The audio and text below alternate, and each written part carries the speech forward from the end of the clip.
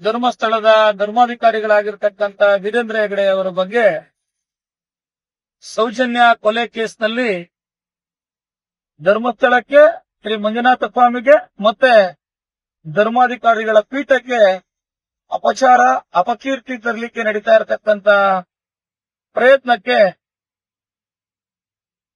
ಜನಸಾಮಾನ್ಯರ ಒಂದು ಭಾವನೆಗೆ, ಧರ್ಮಸ್ಥಳದ ಬಗ್ಗೆ ಇರತಕ್ಕಂತ ಭಕ್ತಿಗೆ ಚ್ಯುತಿ ಬರಬಾರದು. ಧರ್ಮಸ್ಥಳದ ಮಂಜುನಾಥ ಸ್ವಾಮಿಯ ಬಗ್ಗೆ, ಸತ್ಯಾಸತ್ಯತೆಯ ಬಗ್ಗೆ ಏನು ಜನ ಬಹಳ ಭಕ್ತಿಯಿಂದ ನಂಬಿದ್ದಾರೆ, ಆ ಭಕ್ತಿ ಉಳ್ಕೋಬೇಕು. ಧರ್ಮಸ್ಥಳದ ಬಗ್ಗೆ ಮತ್ತೆ ಧರ್ಮಾಧಿಕಾರಿಗಳ ಬಗ್ಗೆ ಏನು ಅಪಚಾರ, ಅಪಕೀರ್ತಿ ತರ್ತಕ್ಕಂಥ ಕೆಲಸ ಒಂದು ಹುನ್ನಾರ ನಡೀತಾ ಇದೆ, ಅದನ್ನ ವಿರೋಧಿಸಿ ಧರ್ಮಸ್ಥಳದ ಪರವಾಗಿ ಶ್ರೀ ಮಂಜುನಾಥ ಸ್ವಾಮಿಯ ಒಂದು ಭಕ್ತಿಗೆ ನಮ್ಮ ನೆಲಮಂಗಲ ವಿಧಾನಸಭಾ ಕ್ಷೇತ್ರದ ಜನತೆಯ ಸೇವಕನಾಗಿ ಮತ್ತೆ ಶಾಸಕನಾಗಿ ಧರ್ಮಸ್ಥಳದ ಪರವಾಗಿ ನಮ್ಮ ಅಧಿವೇಶನ ಮುಗಿದ ನಂತರ ಬಹುಶಃ ಶನಿವಾರ ಕಾರುಗಳಲ್ಲಿ ಸುಮಾರು 150ಕ್ಕೂ ಹೆಚ್ಚು ಕಾರುಗಳಲ್ಲಿ ನಾವು ನಮ್ಮ ಪಕ್ಷದ ಮುಖಂಡರುಗಳು ಧರ್ಮಸ್ಥಳಕ್ಕೆ ಒಂದು ಯಾತ್ರೆಯನ್ನ ಕೈಗೊಂಡು ಧರ್ಮಾಧಿಕಾರಿಗಳಿಗೆ ಮತ್ತು ಧರ್ಮಸ್ಥಳದ ಎಲ್ಲ ಆಡಳಿತ ವರ್ಗದ ಪರವಾಗಿ ನಾವು ಇದ್ದೇವೆ.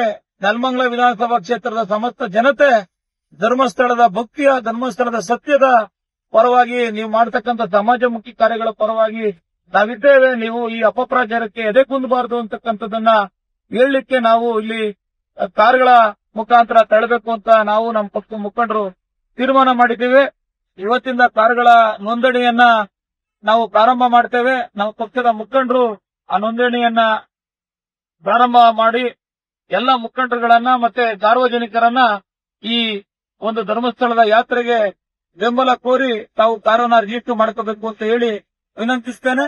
ಮತ್ತೆ ಸೌಜನ್ಯ ಹತ್ಯೆ ಏನಾಗಿದೆ ಅದಕ್ಕೆ ನ್ಯಾಯ ಸಿಗಬೇಕು.